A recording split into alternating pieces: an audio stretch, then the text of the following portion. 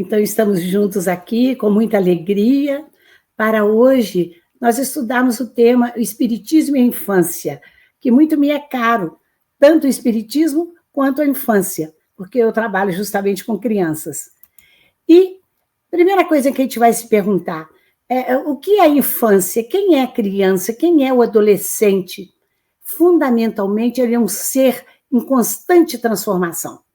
Então, é isso que me levou a trabalhar com a criança, porque ela é um ser diferente todo dia, e sempre no sentido positivo, de ser cada dia melhor do que o anterior. Então, um grande professor meu, o professor Pedro de Alcântara, de São Paulo, ele falava que das finalidades da criatura humana, a mais elementar é a própria sobrevivência. E a mais elevada é ela realizar-se útil e plenamente como pessoa e como ser social. Ou na infância, preparar-se para ela.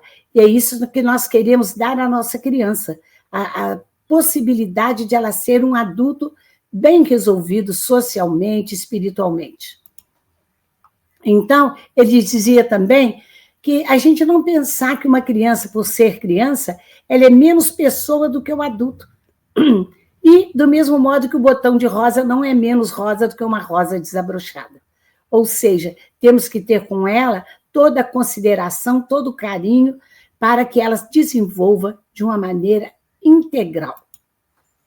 E a criança tem as suas fases, não é? De recém-nascido, de lactente, a lactente, quando ela para de mamar, o pré-escolar, o escolar e o adolescente. E essas fases têm muitas características próprias, e de tal modo que a criança não é um adulto em miniatura. Quando você vai abordar a criança, você tem que ver que você não pode cuidar dela como se ela fosse um adulto pequenininho. Não é isso. Desculpe. Mas você precisa de reconhecer nela que ela tem a sua imaturidade do seu corpo e do seu espírito, nós vamos ver depois. Então, a imaturidade, você não vai tratar ela apenas com doses pequenas de remédio, não vai usar aparelhos menores para cuidar dela, não. Você vai ter que ver que ela tem, por essa imaturidade do seu corpo físico, ela tem características muito próprias, e por isso que ela está em constante transformação. Essas características são físicas, fisiológicas, quer dizer, do modo que o organismo funciona, e também psíquicas. Mas a maior de todas as características é o crescimento e o desenvolvimento. Crescimento, a gente fala que é o crescimento físico, o desenvolvimento, ele é neurológico, ele é psicológico, ele é emocional. Né?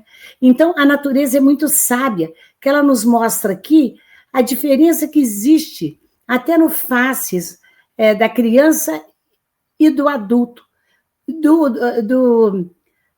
em todas as, vamos dizer assim, espécies, inclusive na humana. O filhote é diferente do adulto, justamente para ele inspirar uma ternura, porque ele tem necessidade de que alguém cuide dele, que ele não pode sobreviver sozinho. Então, ele tem um rostinho grande, tem os olhos grandes, tem um queixo retraído.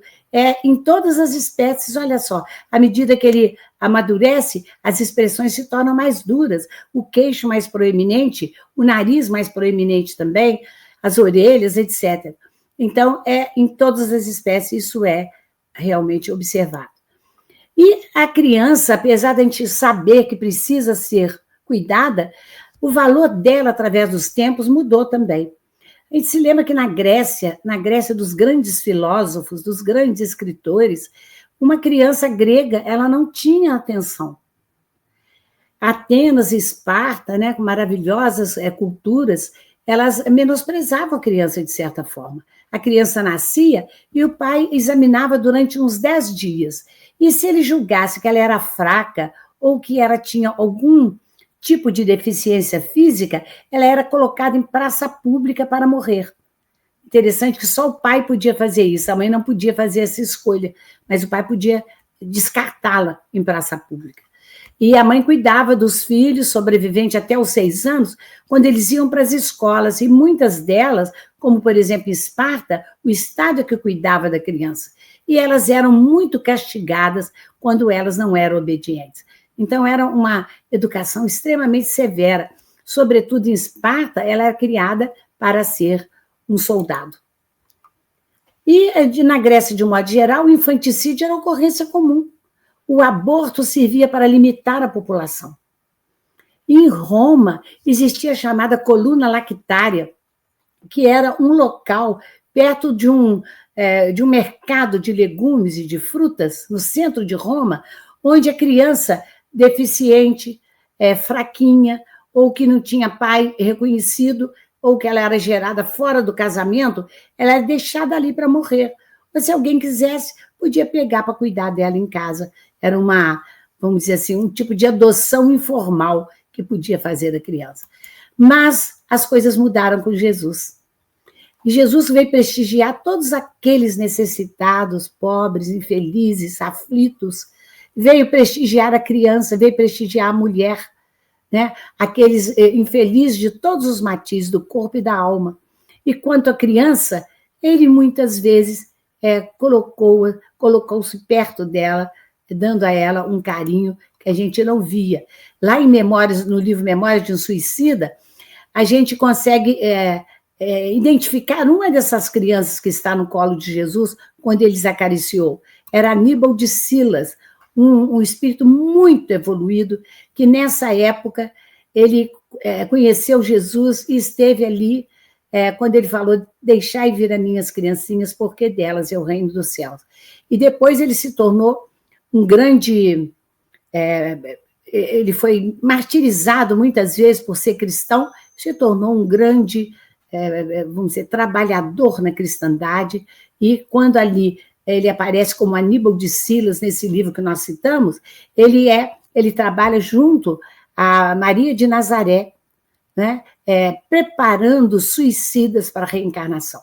Então, essa é uma das crianças que foi acolhida por Jesus ali. O outro é Inácio de Antioquia, também bastante conhecido, nosso, que nós estudamos o Espiritismo. Quando ele tinha 4 anos, órfão, também estava sentado ao colo de Jesus para ouvi-lo. E aos 8 anos ele foi reconhecido por João, foi viver com ele, João e Maria, em Éfeso. Então, são 2 exemplos de crianças que que estiveram com Jesus. Então, o valor dado à criança mudou completamente com Jesus, né? E ele falou que, lá em Mateus, capítulo 18, no versículo 3º, que quem não lhe é seguro, a não ser que vocês se convertam e se tornem como crianças, jamais entrarão no reino dos céus. O que ele quis dizer com isso? A criança como sinônimo de inocência e de pureza. De inocência e de pureza.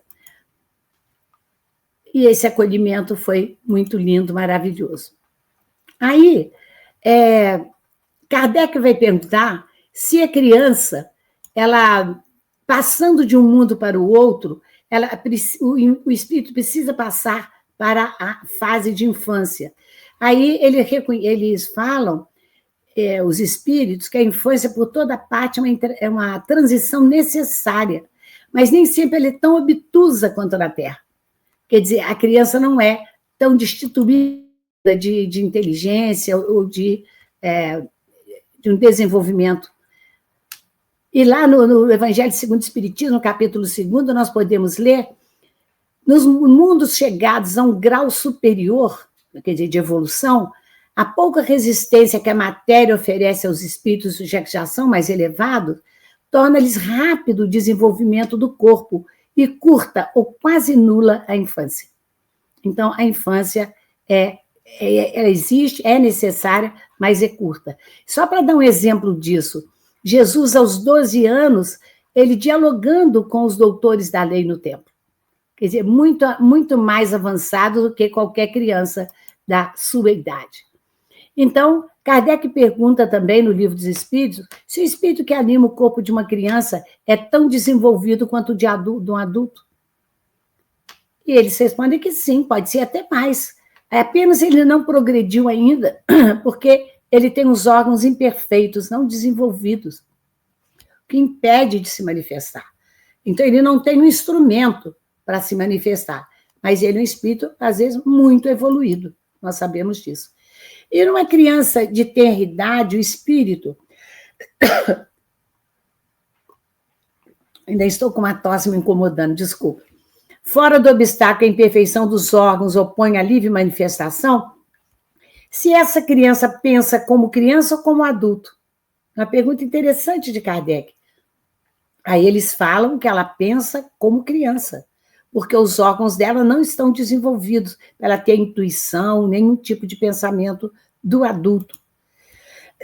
E Kardec fala ainda que uma coisa que vem apoiar essa resposta é nós verificarmos que a criança tem os seus sonhos ligados às suas atividades, ao seu comportamento, ao seu caráter de criança, e ela não sonha com coisas que o adulto sonharia.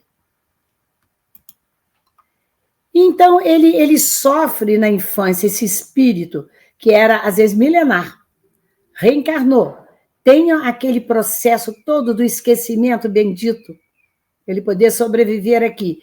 Ele sofre um constrangimento porque os órgãos não deixam ele se manifestar? E os espíritos dizem que não, porque esse estado que ele está é uma necessidade dele, e é natural, é um tempo de repouso para o espírito. Então, ele não sofre com isso, ele entende, o espírito entende isso. Então, depois disso tudo, qual é, na verdade, para o espírito, a utilidade dele passar pelo estado de infância? Por que em todos os mundos ele tem que passar? Porque, ao se reencarnar, o espírito ele vem para aperfeiçoar-se. Ele é mais acessível. Durante esse tempo, as impressões, aos ensinamentos que ele recebe, que pode ajudar no seu adiantamento, para o qual deve contribuir todos aqueles que estão ligados à sua educação, pai, mãe, avós, professores e outras pessoas que estão na sua família, ao seu redor. Né?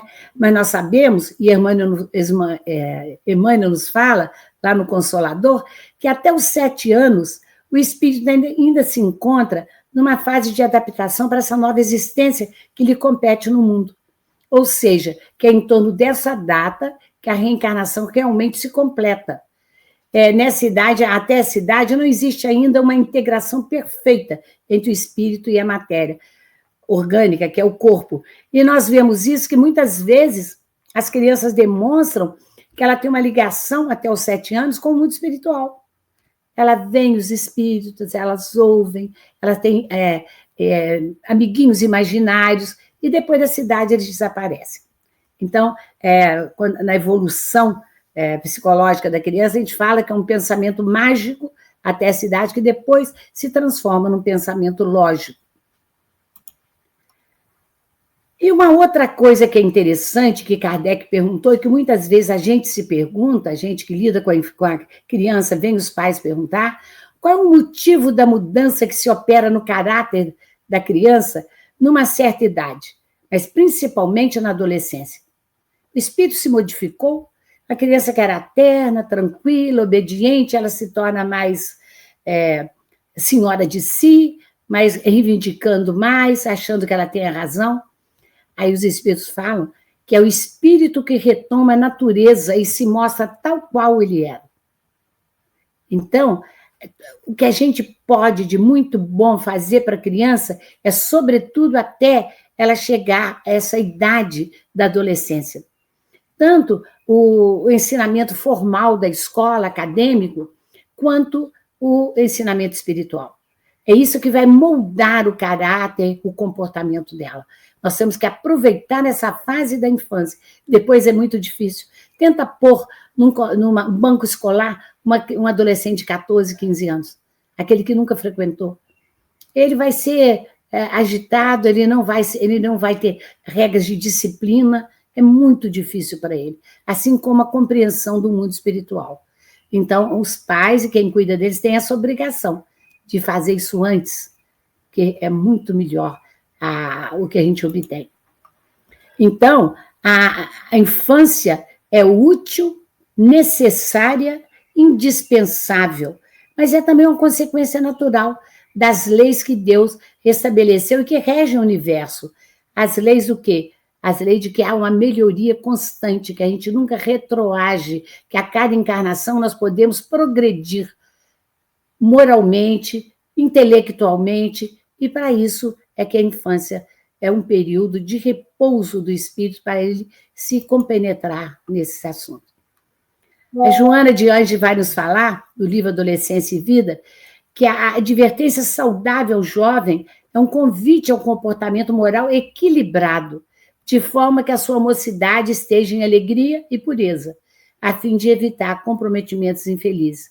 Por que ela fala isso? Porque a gente tem que evitar deixar o jovem ao seu bel prazer, sem lhe dar uma ideia de um comportamento equilibrado que ele tem que ter para ele seguir em frente. Nós não podemos deixar que ele possa ter na vida todo tipo de comportamento que ele quer, às vezes ligados até a estranhos comportamentos de acordo com os colegas que eles convivem, a escola, etc.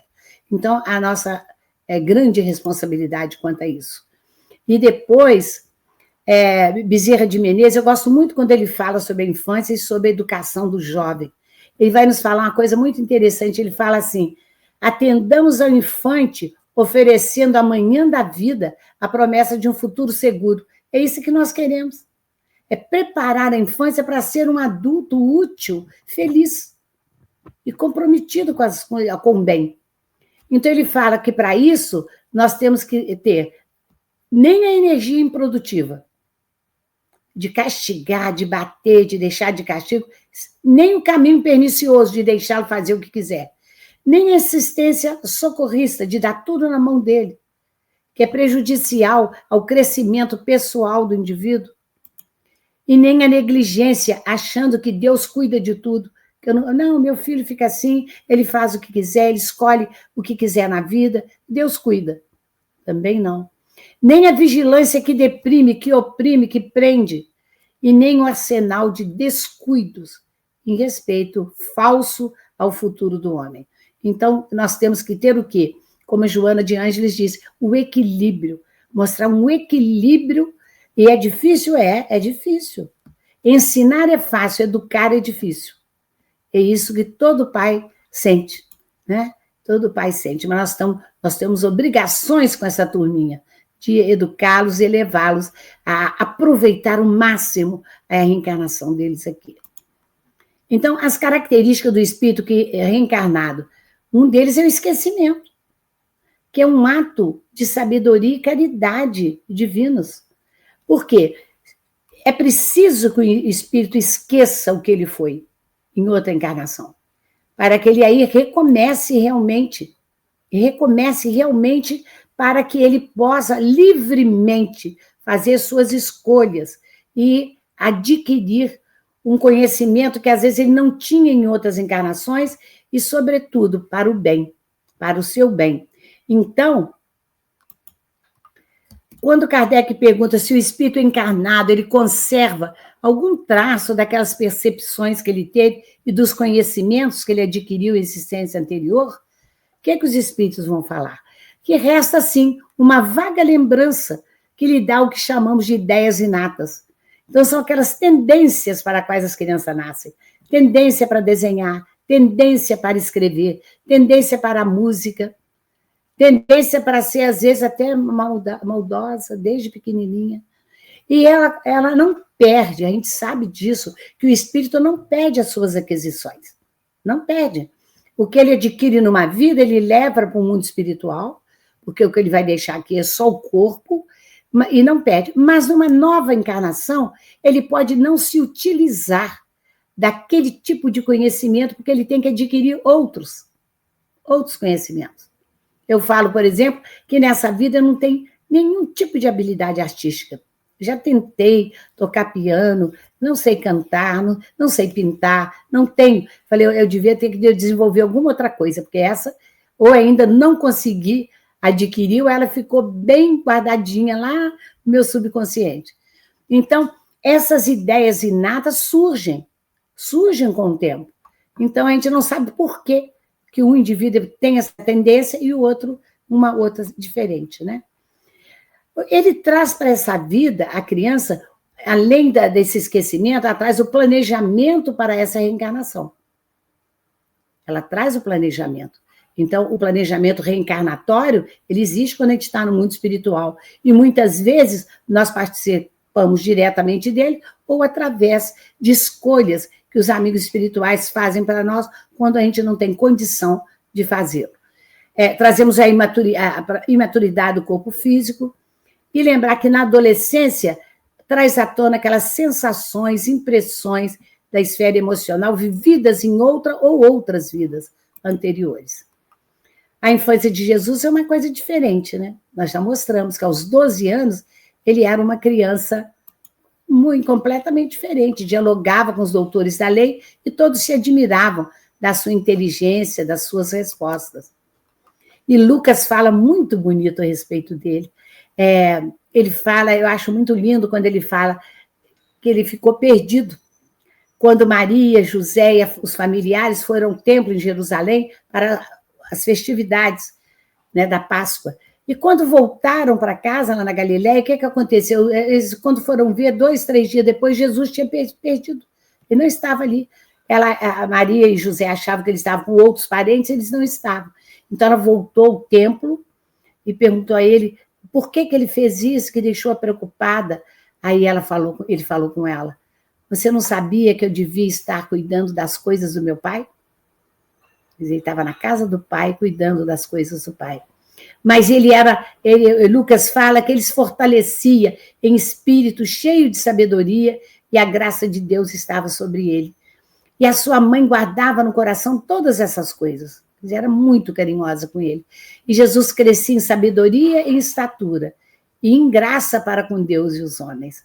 Foram as últimas notícias que nós tivemos da infância de Jesus. Depois dos 12 aos 30 anos, a gente não sabe realmente o que aconteceu, permanece uma incógnita, várias especulações. Alguns falam que ele viveu entre os essênios, que ele foi estudar com os essênios, mas Emmanuel vai trazer uma outra ideia para a gente.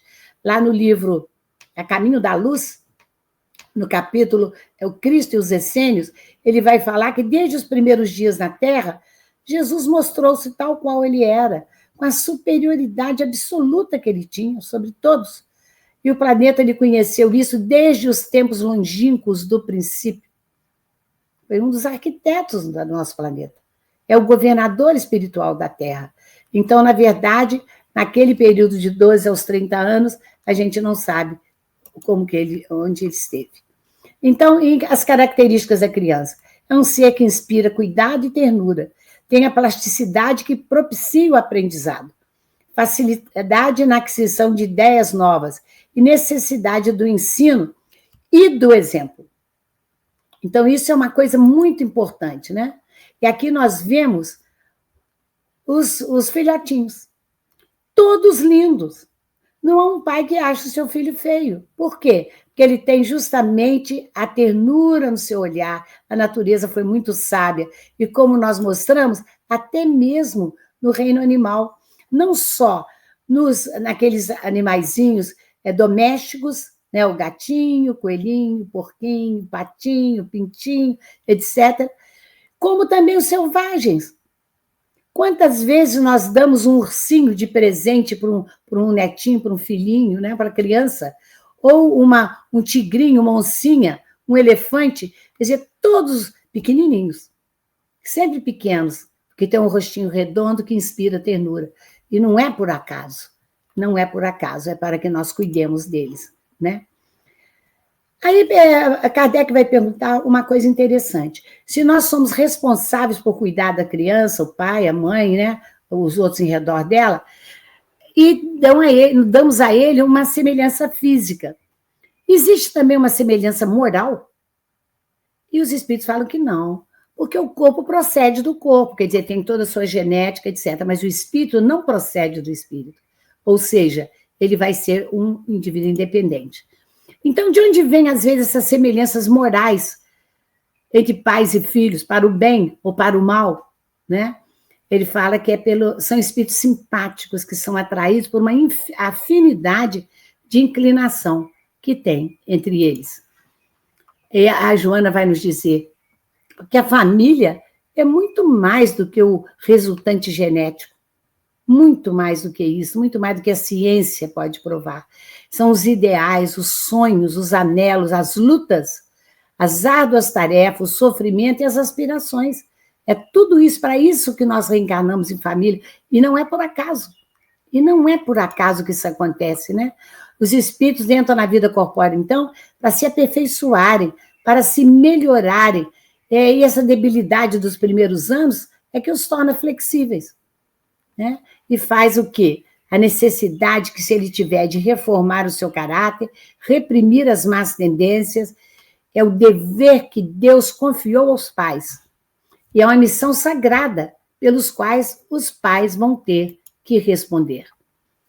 Então, se a família é tão importante, Kardec pergunta o que seria da sociedade como resultado o relaxamento dos laços de família. Vai ser uma recrudescência do egoísmo, cada um cuidar de si, sem se preocupar em ajudar o próximo também a se desenvolver.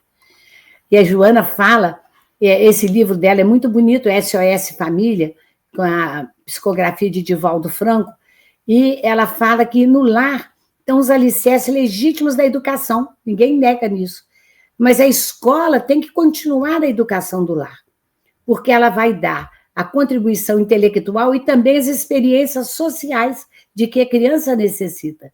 Mas o lar não pode deixar na mão da escola a educação total. Nem a escola pode deixar com os pais. Porque ela fala, o lar constrói o homem e a escola forma o cidadão. Quer dizer, são os dois aspectos que a gente não pode ignorar em relação à criança. E que nós juntamos no lar aqueles a quem nós devemos ou que estão em dívidas para conosco, que a família é um laboratório de experiências reparadoras. Por isso nós temos que cuidar muito bem dela, porque a felicidade e a dor vão se alternando até conseguir uma paz futura. Nós temos que prezar por essa paz em família, né? E ela vai dizer que os deveres dos pais em relação aos filhos estão escritos na consciência. Na consciência. Que os pais, eles assumem antes deles próprios reencarnarem essa programação. Os compromissos e deveres que devem ser exercidos. E que não pense que eles estão fazendo bem só para o filho, não. É um meio de redenção pessoal deles também, os pais. Por quê? Eles podem ser os devedores. Os filhos que estarem dando a ele uma oportunidade de conviverem com ele e de se melhorarem. Então, ali nós sabemos que todos precisamos uns dos outros. Quando nós estamos em família, nós estamos na família de que a gente precisa e que a gente merece. Por isso que nós temos que cuidar e cultivá-la. Há genitores que apenas procriam fugindo, então, essa responsabilidade? Sim, tem sim. Vocês vão te perguntar se tem? Tem. Mas isso aí não é motivo para o filho também não agradecer ao pai. E a Joana nos diz ainda que toda gratidão sequer retribuirá a fortuna da oportunidade pelo renascimento carnal, pela reencarnação. Que nós temos que sentirmos eternamente gratos pela oportunidade que tivemos de voltar à Terra para nos melhorarmos. Que sem os nossos pais, a gente não poderia fazer isso, né? Então, a ingratidão dos filhos para com os pais, ela diz, olha que frase forte, é dos mais graves enganos que se pode permitir o espírito na sua marcha ascensional. O maior erro do filho é ser ingrato para com o pai. Então ele fala, amo e respeito os genitores, porque eles são uma manifestação da paternidade divina. Os pais são como os representantes de Deus na Terra. Deus é o nosso pai, o nosso criador dos nossos espíritos. Mas os pais, eles são esse representante dele aqui, para nos guiarmos, para que nós possamos evoluir. Então, não existe, tem que ter piedade para com os pais, tem que ter cuidados, porque eles precisam também. E é por isso que Pitágoras fala da importância da educação. Que ele fala, educai as crianças e não será preciso castigar os homens. É uma frase de efeito, mas que é muito certa, não é? Quase sempre que nós vemos por falta de oportunidade, por falta de um ambiente, as crianças não serem educadas. E Pestalozzi, o grande mestre de Kardec, né? Onde ele estudou, lá em Verdun, na Suíça, ele fala que o amor é o eterno fundamento da educação. Então, mostra aí os dois lados, né? De você educar e de você levar o amor de Deus ao coração dessas crianças. Por isso que Emmanuel fala da importância da educação espírita, que você deve nutrir o coração infantil com a crença, a bondade e a esperança e com a fé em Deus. Não basta educar academicamente, intelectualmente, na escola, tem que dar uma educação, sim, espiritual. Porque a Amélia Rodrigues vai dizer que quando você ensina, quer dizer, na escola, você transmite. Quando você educa, você disciplina. Mas quando você evangeliza, você salva. E a criança merece isso de nós. Ela está aqui para isso, né? Ela está aqui para isso. Kardec, nesse livro Impressões Gerais de uma viagem dele, ele fala da diferença que ele notou de 1862, quer dizer, lá do princípio da doutrina espírita, da criança criada no ambiente espírita, que era muito mais carinhosa, mais bondosa, ela era mais disciplinada do que as outras. E é isso que se encontra realmente.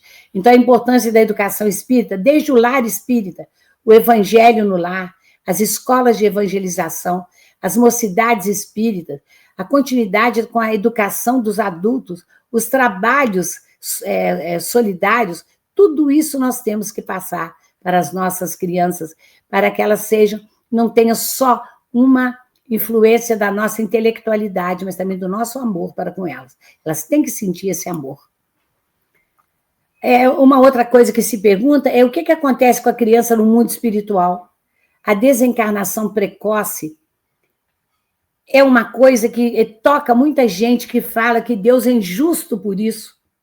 Ou por que uma criança que vive poucos dias ou meses, ela vai ter uma vida eterna de glória no céu? Ou vai queimar no inferno? Então, a justiça divina não está de acordo com isso.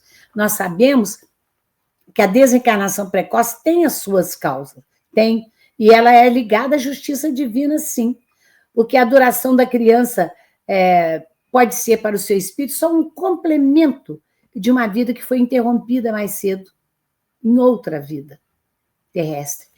E, muito frequentemente, ela pode ser uma prova ou expiação para os seus pais. Está lá no Livro dos Espíritos, na questão 199, como os Espíritos respondem a Kardec. E no mundo espiritual, a gente fala assim, mas o que vai ser dessa criancinha que desencarnou tão cedo? Ela tem um centro de acolhimento, de educação, preparo para a reencarnação ou para ascensão a outros mundos. Nós vemos no livro A Terra e o Céu, né, de André Luiz, pela psicografia de Chico Xavier, o chamado Lar da Bênção, onde nós vemos a presença da Blandina, que é uma mãe de todos, que justamente cuida dessas crianças. E a coisa mais linda, mais consoladora que existe para os pais que perderam as crianças mais cedo. Ele fala o seguinte, que durante o sono, durante então, o afastamento da mãe do corpo e indo para o mundo espiritual, o desligamento dela, ela encontra com essas crianças. O que é um amparo muito grande para as crianças e para as mães. É um grande consolo para elas. Então, como último conselho, né, da Amélia Rodrigues, tomemos dessa argila plástica, ainda não comprometida pelos erros atuais, e modelemos com as mãos do amor um homem integral do porvir. Ou seja, ela reconhece que esses espíritos, que hoje são criancinhas tão bonitinhas, meigas, eles erraram no passado. Mas nessa vida, não. Então, é uma argila que não está comprometida por erros atuais e que está apta a mudar, a aceitar os nossos ensinamentos. E é aí que a gente deve agir, não é? E nós pedimos que Jesus fique conosco, a paz dele permaneça conosco e com as nossas crianças hoje e sempre. Obrigada.